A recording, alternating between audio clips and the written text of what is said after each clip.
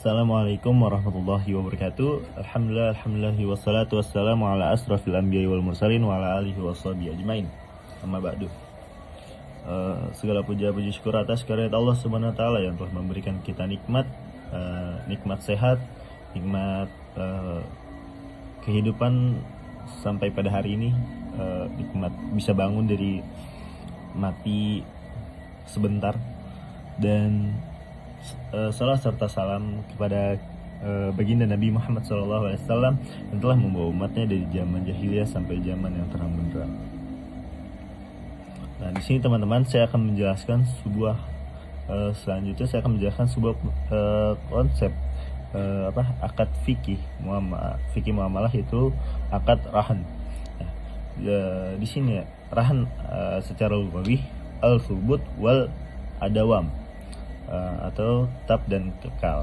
Sebagian ulama lugat memberi arti al-hab, bisa dibilang tertahan, sedangkan secara istilah pengertian rahan adalah menahan suatu benda secara hak yang memungkinkan untuk dieksekusi. Maksudnya menjadikan sebuah benda atau barang yang memiliki nilai harta dalam pandangan syara' sebagai jaminan atas hutang selama dari barang tersebut. Hutang dapat diganti baik keseluruhan atau sebagiannya. Nah, contoh rahan di sini adalah gadai emas atau perhiasan sebagai jaminan untuk memperoleh pinjaman dari lembaga keuangan atau pegadaian. Nah, terus gadai kendaraan sebagai jaminan untuk memperoleh jaminan dari lembaga keuangan, atau gadai rumah atau properti sebagai jaminan untuk memperoleh pinjaman dari lembaga keuangan atau pegadaian. Nah, di sini maksudnya jika membutuhkan dana dadakan, nah di sini tuh mungkin banyak ya di sekitar Depok ini pegadaian. Jadi jika mau cepat gitu kan, maka gadaikan emas atau kendaraan Anda gitu. Jangan gadai rumah ya, soalnya kalau rumah nanti lu tinggal di mana gitu. Nah, selanjutnya teman-teman, di sini ada rujukan dari Al-Quran, yaitu di surah Al-Baqarah 283, yang artinya, dan apabila kamu dalam perjalanan sedang kamu tidak memperoleh seorang juru tulis, maka hendaklah ada barang tanggungan yang dipegang. Akan tetapi jika sebagian kamu mempercayai sebagian yang lain, maka hendaklah yang dipercaya itu menunaikan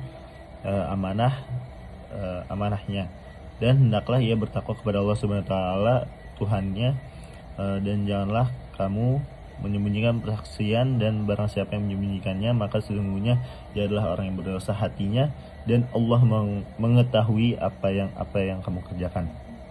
Nah, selanjutnya di sini ada hadis Nabi Muhammad SAW dari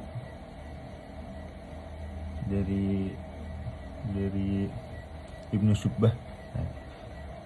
Nabi telah menceritakan kepada Qutaibah dari Malik, dari Ibnu Syubbah, dan dari Abu Husain dari Abu Hurairah, beliau berkata, Rasulullah SAW biasa membeli makanan dari seorang Yahudi dan menjamin hutangnya dengan baju besi, hingga ketika beliau wafat baju besi tersebut masih digadaikan sebagai jaminan hutangnya. Selanjutnya, jika lebih jelasnya di sini ada Fatwa Dewan Syariah Nasional nomor 92 DSN UI nomor 4 2014 tentang pembiayaan yang disertai rahan atau al-tamwil al-mawsuf bil rahan, menjelaskan tentang akad rahan dalam fikih muamalah. Mungkin bisa teman-teman cari di Google atau di buku-buku gitu. Nah, di sini tuh ada lagi, selanjutnya ada hal apa saja sih yang diperhatikan dalam melakukan transaksi rahan dalam fikih muamalah tersebut sehingga tetap dalam koridor sesuai syariah. Yang pertama di sini ada sikot rahan. Sikot rahan atau ijab qabul diekspresikan dengan ungkapan yang menyatakan kesanggupan untuk menanggungkan sesuatu atau menunaikan kewajiban. Jadi jika seseorang menyatakan kesanggupan untuk menanggungnya, maka itu sudah wajib dan menunaikan kewajibannya untuk membayar atau membayar pegadaian itu.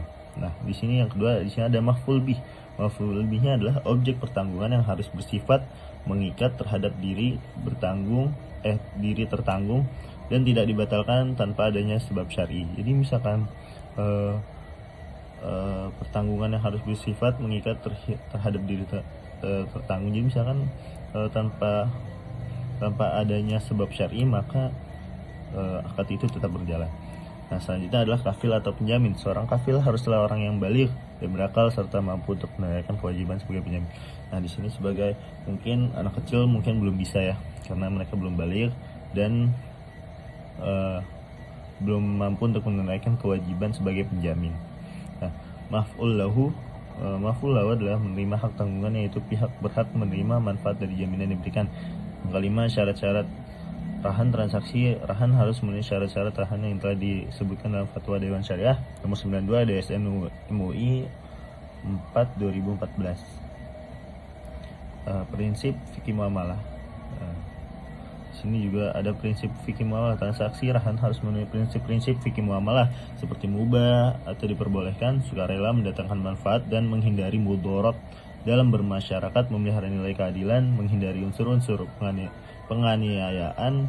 1. Al-Zariyah, larangan ikhtikar, larangan gharar, larangan maisir, dan larangan riba.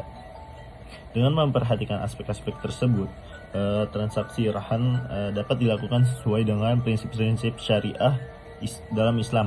Hal ini penting memastikan bahwa transaksi tersebut sesuai dengan syariah dalam Islam.